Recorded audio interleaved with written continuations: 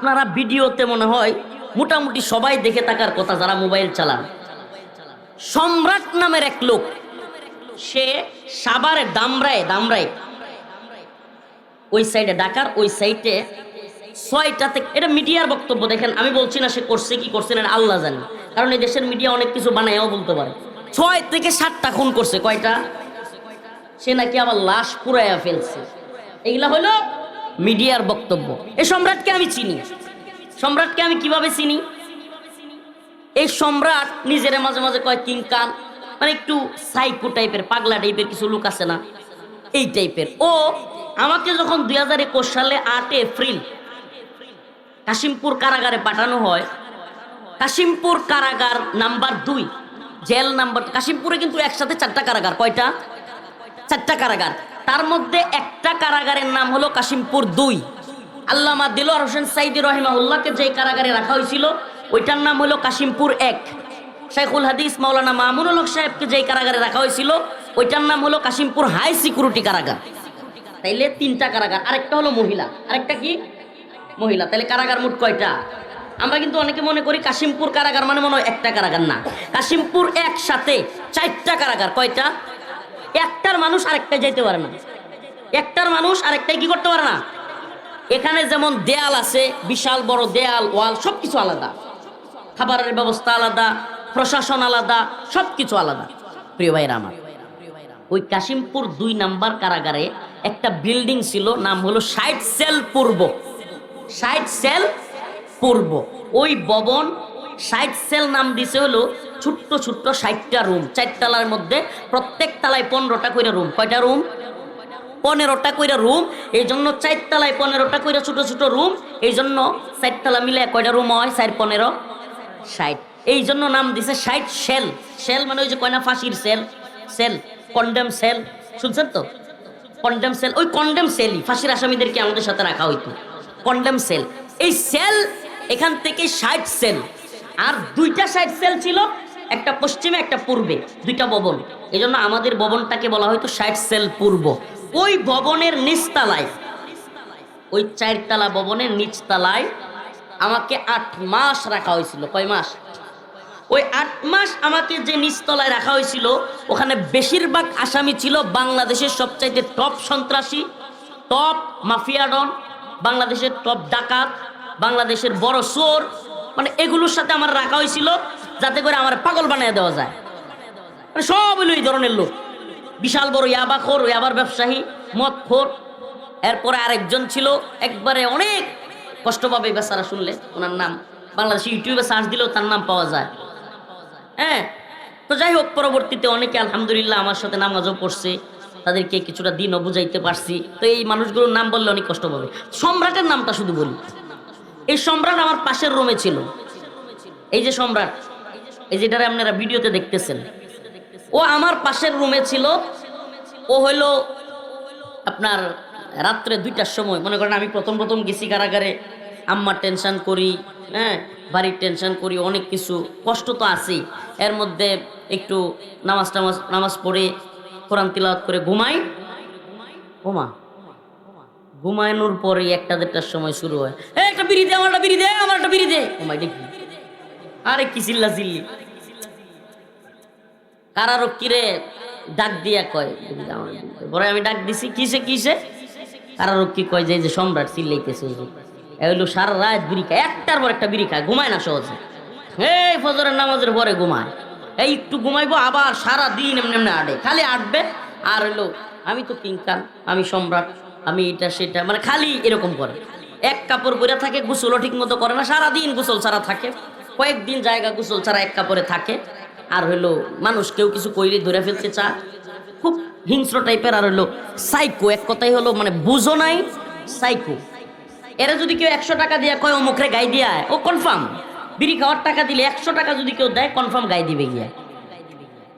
এলো সম্রাট। মাঝে মাঝে আমার কাছে কয় যে হুজুর প্যাকেট বিড়ি খেয়া দিবেন, আমার এক হুজুর এক প্যাকেট বিড়ি খেয়া। আমি কই যে নামাজের দাওয়াত দিই, হ্যাঁ নামাজ পড়ুন, বিড়ি দিবেন। ওই ছিল এই টাইপের লোক।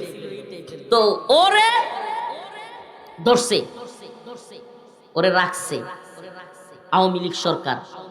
জেলখানায়। কোথায় রাখছে? এখন সারাক্ষণ চিল্লা চিল্লি করে, বিড়ি চায়, আর বাইর করলেই যত বিড়ির, আমাদের বাসায় তো যেই বাসা বলে, মানে মানুষের যেটা টয়লেট করে যেই জায়গা দিয়া ওইটারে যা কয়, বিড়িরও শেষটারে ওইটাই কয়। তো ওই শব্দটা আমি বলতেছি না। বিড়ির যে একটু অংশ থাকে খাওয়ার পরে, ওই অংশটা ও ঠুকায়া টুকায়া 20-30টা দল করতো। দল করে একটার পর একটা খাইতো, মানে এটাই খাইতো। ওই লোক দেখেন, আমি তার বদনাম করার উদ্দেশ্য না, আল্লাহ মাফ করুক, কিন্তু এই তথাকথিত সিস্টেমের মধ্যে কত ঝামেলা, এবং এই তথাকথিত এই গণতান্ত্রিক এই জাহেলি বিশ্ব ব্যবস্থা কখনোই যে মানুষকে মুক্তি, শান্তি, কামিয়াবি দিতে পারে না, এটার একটা উদাহরণ দিচ্ছি আমি আপনাকে। তো এখন সে আসলে কাজটা কি করে? চুরি করে, তার রুমের মধ্যে আটক রাখে। যেই দিন সম্রাটের রুমের থেকে সারে, ওই দিনই বাকি 15 রুম, নিচতলায় কয়টা রুম, আবার বলছি কয়টা রুম, 15টা, তার রুম বাদ দিয়া 14 রুমের যে কেউ রুমে শুনে যে অমুকের ব্রাশ নাই, অমুকের ফেস নাই, অমুকের আতর নাই, অমুকের এটা নাই, অমুকের টাকা নাই, এটা নাই, এটা মানে নাই। সম্রাটের সারলেই একটা না একটা কিছু কি হয়, নাই হয়।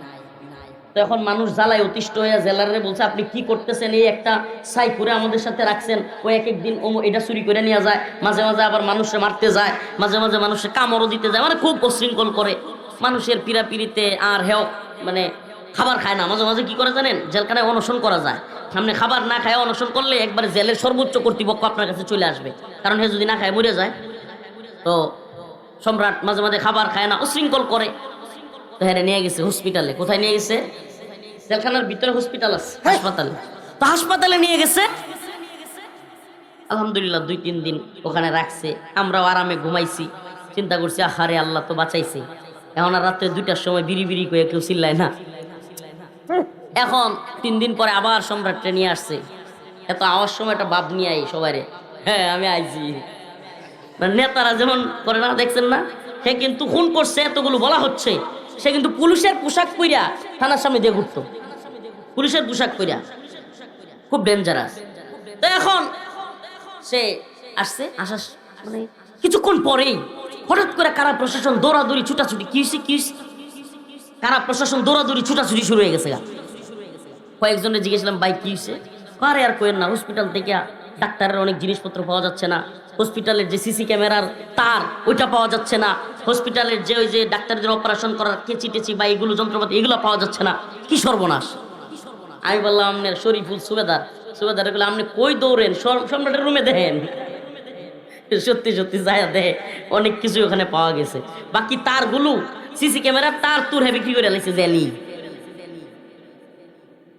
পরে আমি শরীফুল সুবেদারে বললাম, কারারক্ষীদেরকে বললাম যে আচ্ছা বাহিরে চুরি করলে তো কাশিমপুর আইনা রাখে, এখন কাশিমপুরে চুরি করলে আপনারা কই নিবেন?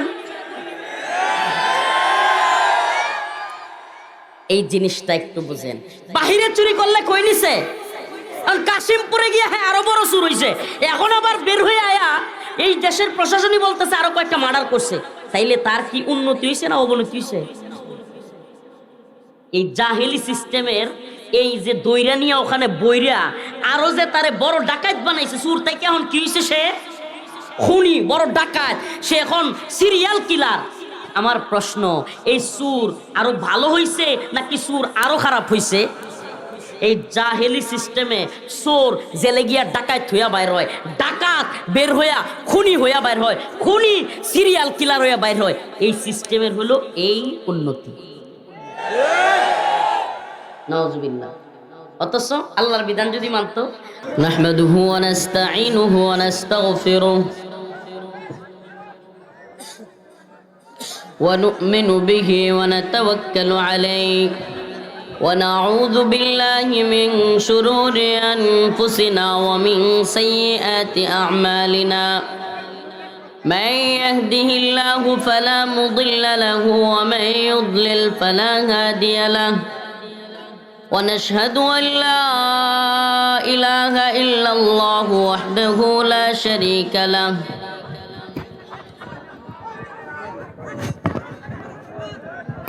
أما بعد فقد قال الله تبارك وتعالى في كلامه المجيد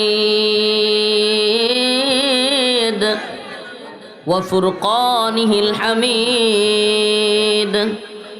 أعوذ بالله من الشيطان الرجيم. بسم الله الرحمن الرحيم. هو الذي أرسل رسوله بالهدى ودين الحق ليظهره على الدين كله. صدق الله مولانا العظيم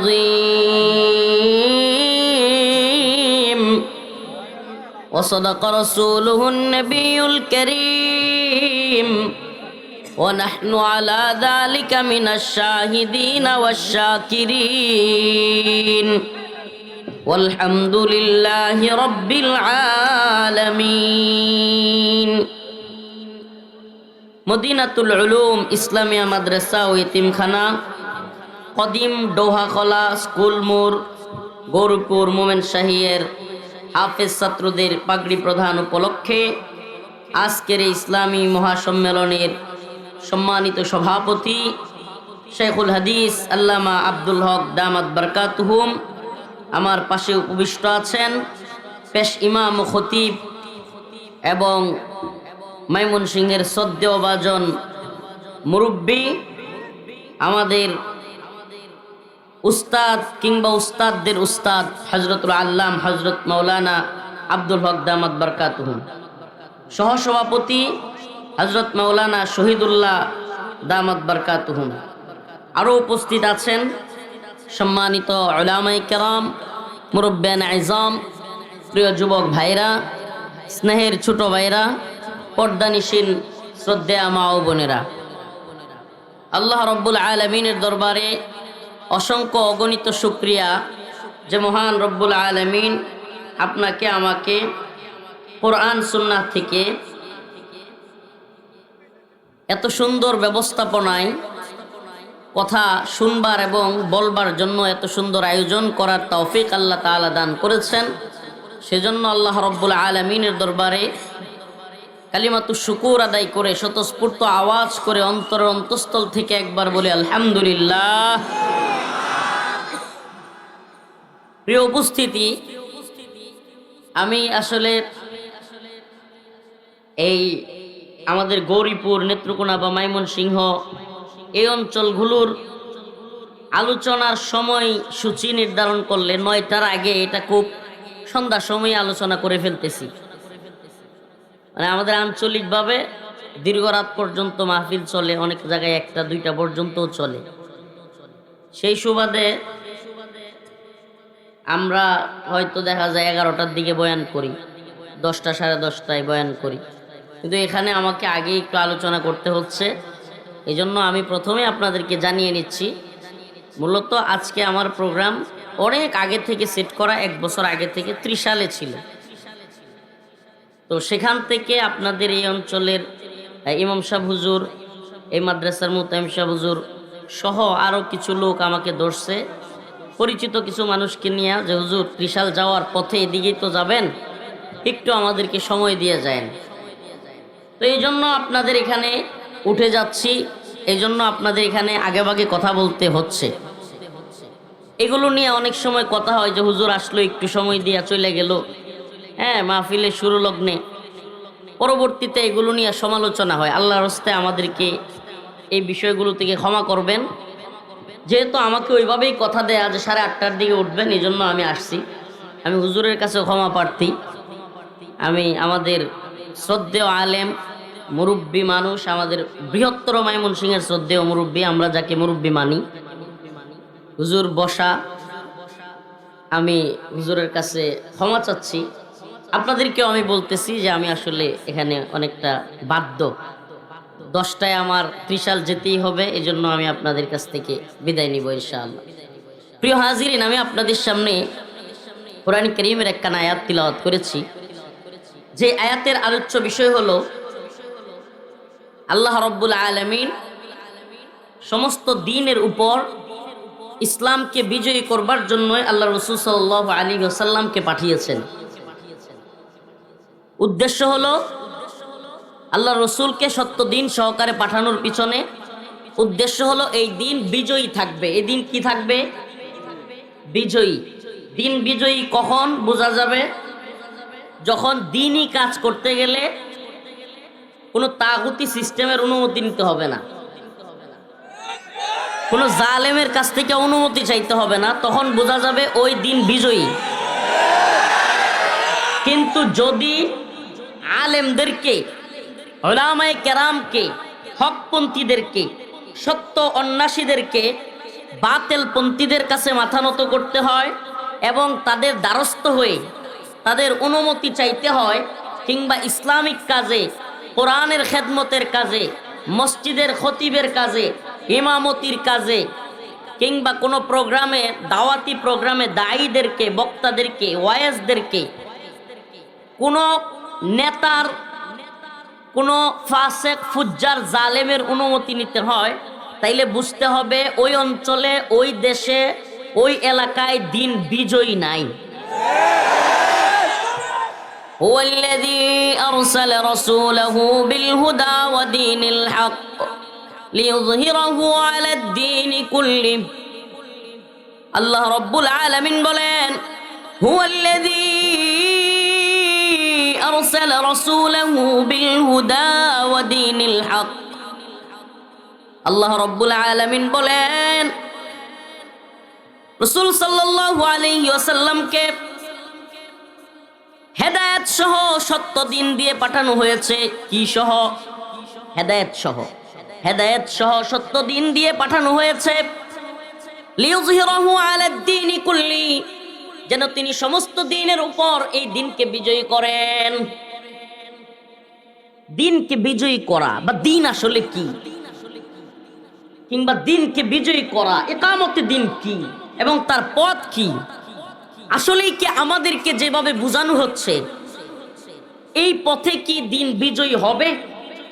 এই নিয়ে আমার আজকের আলোচনা।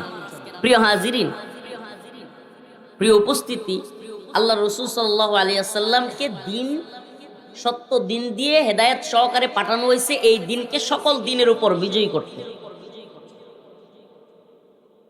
আল্লাহ পাক কোরআনে কারীমের এক আয়াতে বলেন, ইন্নাদ-দীনা ইনদাল্লাহিল ইসলাম ওয়া মান ইয়াবতাগি গায়রাল আরেক জায়গায় ওয়া মান ইয়াবতাগি গায়রাল ইসলামি দীনান ফালান ইউকবালা মিনহু। আল্লাহ তাআলা এক জায়গায় বলতেছেন যে আমার কাছে একমাত্র গ্রহণযোগ্য, মনোনীত, বাছাইকৃত, একমাত্র শুধুমাত্র একটা ধর্মই আল্লাহর কাছে বাছাইকৃত, মনোনীত, সেটার নাম হলো ইসলাম। সেটার নাম কি? আল্লাহর কাছে একমাত্র গ্রহণযোগ্য, মনোনীত ধর্মের নাম ইন্নাদ-দীনা ইনদাল্লাহিল ইসলাম। এই অপারেটর বাইরে একটু সাউন্ড বাড়ায় দিলে ভালো হয়, আওয়াজ হচ্ছে না। ইন্নাদ-দীনা ইনদাল্লাহিল ইসলাম, আল্লাহ পাকের কাছে একমাত্র গ্রহণযোগ্য, মনোনীত ধর্মের নাম হলো ইসলাম। ওয়া মান ইয়াবতাগি গায়রাল ইসলামি দীনা ফালান ইউকবালা মিনহু। আল্লাহ পাকের কাছে ইসলাম ব্যতীত যেই দিন নিয়া কেউ হাজির হবে, যেই দিনই পেশ করা হবে, ওয়া মান ইয়াবতাগি গায়রাল ইসলামি দীনা ফালান ইউকবালা মিনহু, আল্লাহ পাকের কাছে অন্য কোন দিন, অন্য কোন ধর্ম আল্লাহ পাকের কাছে গ্রহণযোগ্য নয়, সেটা প্রত্যাখ্যান হবে। আল্লাহর কাছে একমাত্র গ্রহণযোগ্য, মনোনীত ধর্ম হলো এছাড়া অন্য কোন তন্ত্র মন্ত্র যা কিছু আছে। আজকের বর্তমান পৃথিবীতে আমরা হিন্দু ধর্মকে ধর্ম মনে করি, বৌদ্ধ ধর্মকে ধর্ম মনে করি, খ্রিস্টান ধর্মকে ধর্ম মনে করি, হ্যাঁ, আরো যে যে ধর্মগুলো আছে এগুলোকে আমরা ধর্ম মনে করি। কিন্তু বর্তমান পৃথিবীতে সবচাইতে বেশি মানুষ যেই ধর্ম, যে আদর্শে বিশ্বাসী, এই ধর্মের নাম হলো গণতন্ত্র ধর্ম। এই ধর্মের নাম কি? গণতন্ত্র ধর্ম। এই গণতন্ত্রও যে একটা ধর্ম, এবং পুরা পৃথিবীতে বর্তমানে ইসলামের সবচেয়ে বেশি শত্রু ভাবাপন্ন, ইসলামকে সবচেয়ে বেশি চ্যালেঞ্জ করছে কিংবা ইসলামকে মাইনাস করবার চেষ্টা করছে 1924 সাল থেকে খেলাফতে উসমানীর পতনের পর থেকে আজকের বর্তমান 2026 সাল পর্যন্ত 100 বছর বড়া 100 বছর ব্যাপী যেই ধর্মটা, যেই দিনটা, যেই সিস্টেমটা ইসলামকে মাইনাস করে দিয়ে খিলাফাকে, শরিয়াকে, ইসলামিক শাসন ব্যবস্থাকে, ইসলামিক বিচার ব্যবস্থাকে চ্যালেঞ্জ করার মতো দুঃসাহস দেখাচ্ছে, এটা অন্য কোনো ধর্ম না। এই ধর্মের নাম হলো সেকুলারিজম কিংবা ডেমোক্রেসি বা গণতন্ত্র। সেটা আবার কি একটু সহজে বোঝাই। আমাদের আল্লাহ পাক কোরআনে কারীমের মধ্যে ইসলামের বিধান দিয়েছেন। কি দিয়েছেন? আসমানের মালিক কি? তার মানে আসমানের মালিক, বুঝলাম না। এই গরিপুরের মানুষ কাজ্জা ঝগড়া তো কম পারই না, মারামারি কইরা তো একবারে মায়ের ফিট কইরা মার্ডার মুডার করে লাইন। আল্লাহর নাম মুখে নিতে কি লজ্জা আছে? অমুক নেতা তমুক নেতা তো কুবলা পাইতেছেন, ক্ষমতার তো 2 দিনের হ্যাডম, কিন্তু আল্লাহর ক্ষমতা হলো চিরস্থায়ী।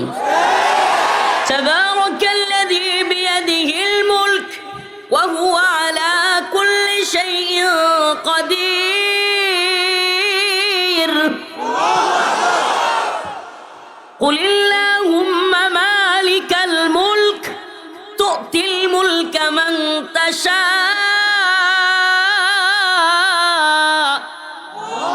وتنزع الملك ممن تشاء।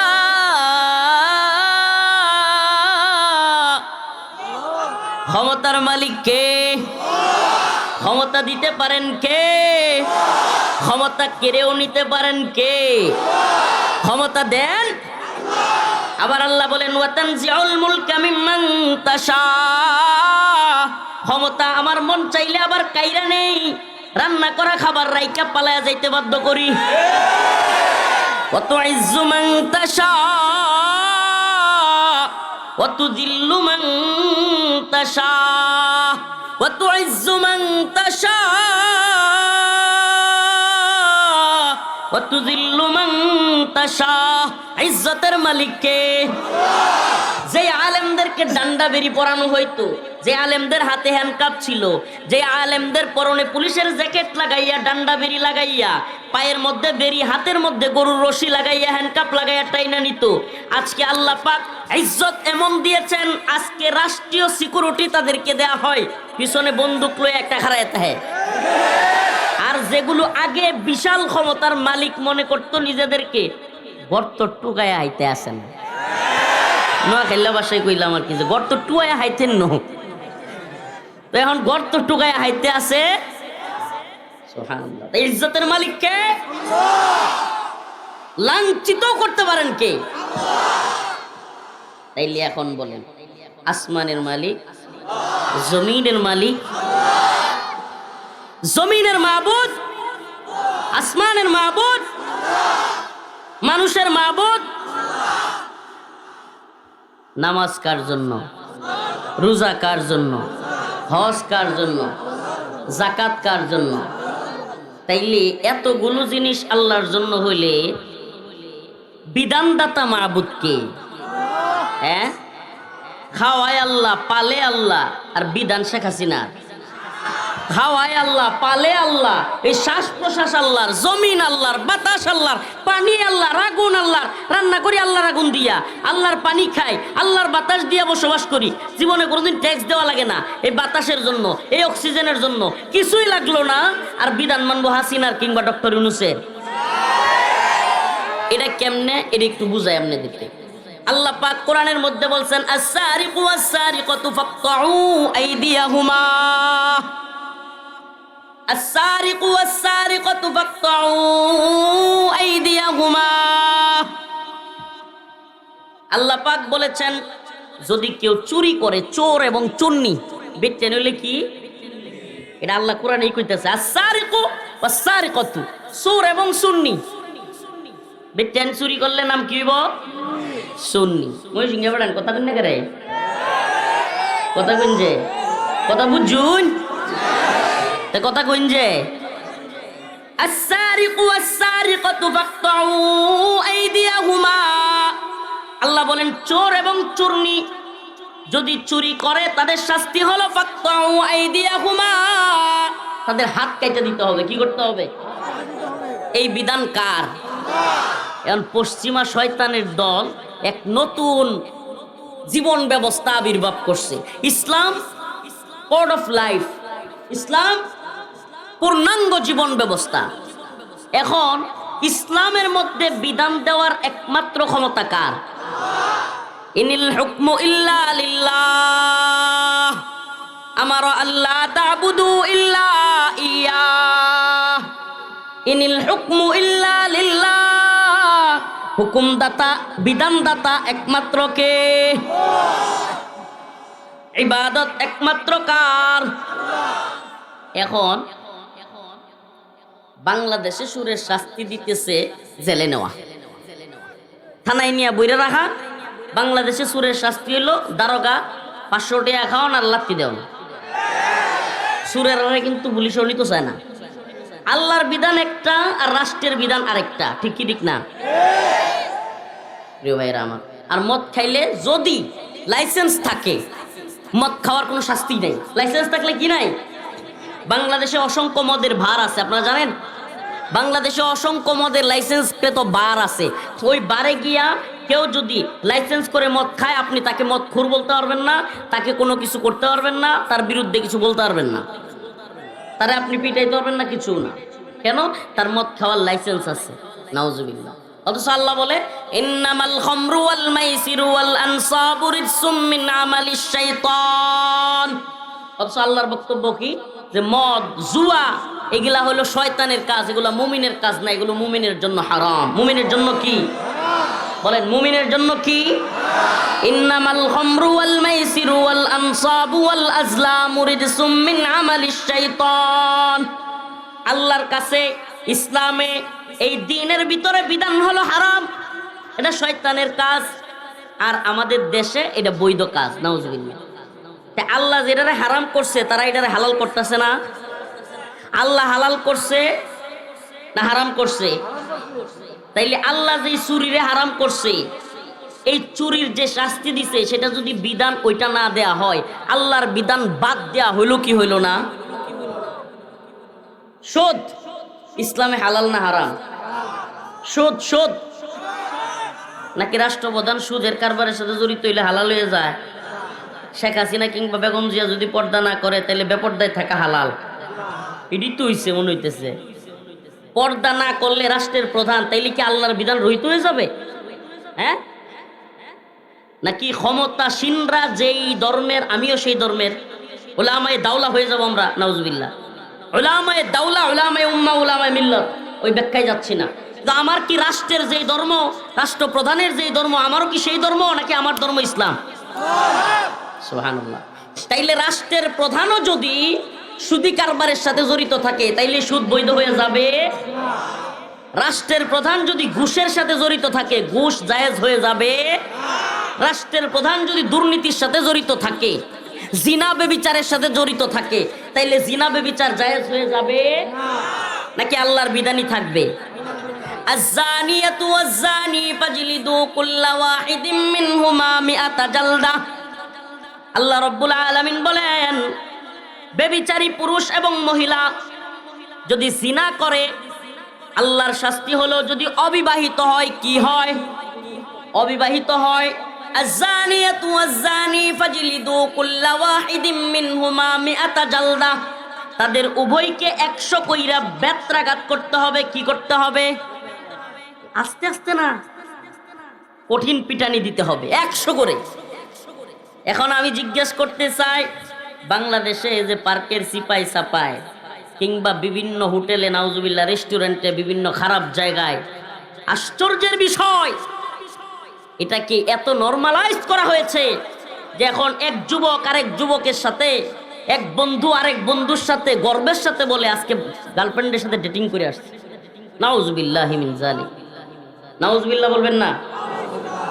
আরে শয়তানের সবচাইতে বড় সফলতা হারামকে হারামকে মুমিনের মধ্যেও নরমালাইজ করা গেছে। শয়তান সবচাইতে সহজ, সবচাইতে সাকসেস এই জায়গায় যে এখন আমাদের সমাজে যুবক বিয়ে করতে ভয় পায়। এখন বিয়ের তো ওষুধও নামছে। আপনি কি বিয়ে করতে ভয় পাচ্ছেন? আপনি কি দাম্পত্য জীবনে অসুখী? নাউজুবিল্লাহ। কেন এগুলো নামছে? কারণ ওই যুবক তো বিয়ার আগেই যা সারার সব শেষ করে দিচ্ছে। আবার সব ঠিক কয়, রুগী কে রোগের আক্রান্ত নাকি? বেটা আস্তে কচুপ, বেটা শরম হওয়া দরকার। বেটা আমি কি ওই বক্তা নাকি যে মজা দিতেছি আর তুমি একটু মজা নিবা, সুসুরি দিবা? ওই যে গার্লফ্রেন্ড বয়ফ্রেন্ড রিলেশন আর স্মার্টলি বলবে আর একটু ইংলিশ বলবে আর শয়তানি করবে, আমরা কি ওই বক্তা? বেটা হারাম কে হারাম, বেটা হারাম। বেটা তোমার অন্তরের মধ্যে আসতে হবে, আই হাই আমি কি করছি, কি জঘন্য কাজ করছি, আমি আল্লাহর বিধান অমান্য করছি, আমি আল্লাহকে নাফরমানি করছি। এটা যদি অন্তরে ভয় না আসে, বেটা তুমি কিসের মুসলমান? বেটা আবার দাম্ভিকতা নিয়ে বলে শয়তানের সবচাইতে বড় সফলতা, শয়তানের সবচাইতে বড় সফলতা যে আমরা আজকে এমন নরমালাইজ করে ফেলছি এগুলোকে যে হারামকে হারাম মনে হয় না, হারামকে আর হারাম মনে হয় না, কুফুরকে কুফুর মনে হয় না, শিরিককে শিরিক মনে হয় না, কবিরা গুনাহকে কবিরা গুনাহ মনে হয় না। গুনাহ আবার কি হুজুর? দেখায় না মাতার দেয়। আস্তাগফিরুল্লাহ। এত বাজে অবস্থায় আমরা চলে আসছি যে গুনাহ আবার কি, এটা খায় না মাতার দেয়। এই জিনা বেবিচার এত সহজ পর্যায়ে গেছে, এত সহজ। পারে বাইরে এত রাগ করিস না, তুই তো আমার দেখতেছস, আমিও তো তোমারে দেখতেছি, কি লেগে এত দেখাইতেছ? বেটা গরিবপুরের পোলাপান ফালাফালি করে বেটা। আরে ক্যামেরার কারণে তো লক্ষ লক্ষ মানুষ সারা দেশে দেখবে। ক্যামেরা ট্যামেরা সব বন্ধ করে দিতে হবে, নিজেরাই ক্যামেরা চালায় আবার ফোন চালায়। এই ক্যামেরাওয়ালাদের মাধ্যমে লক্ষ লক্ষ মানুষ দেখবে না, রাগ করেন না ভাই। এই জন্য ক্যামেরাগুলো অফ করা যাবে না। এই কথাগুলো আমাদের সব জায়গায় পৌঁছা দরকার। এটা একটা দাওয়াত।